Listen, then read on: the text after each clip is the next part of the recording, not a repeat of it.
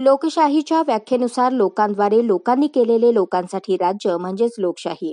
लोकशाही ही अशी शासन प्रणाली आहे ज्याच्या अंतर्गत जनता निवडणुकीत उतरलेल्या कोणत्याही पक्षाला आपले मत देऊन आपले प्रतिनिधी निवडू शकते आणि आपले सरकार स्थापन करू शकते. लोकशाहीची मुख्य तत्वे आहेत स्वातंत्र्य, समता, बंधुता, न्याय, स्वाभिमान आणि सहिष्णुता.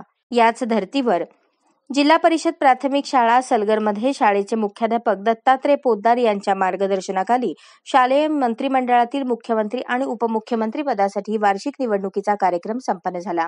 शालेय मंत्रिमंडळातील मुख्यमंत्री उपमुख्यमंत्री पदासाठी निवडणूक कार्यक्रम 13 जुलै 2024 रोजी पार पडला.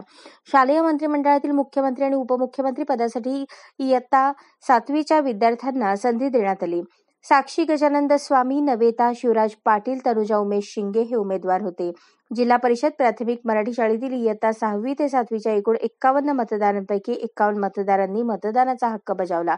विद्यार्थ्यांनी कोणतीही भीती न बाळगता आपल्या आवडत्या उमेदवाराला आपले मत देत मतदान पेटीत जमा केले. शांततेत शालेय मंत्रिमंडळातील मुख्यमंत्री आणि उपमुख्यमंत्री पदाच्या सन 2024-25च्या वार्षिक निवडणुकीचा कार्यक्रम संपन्न झाला.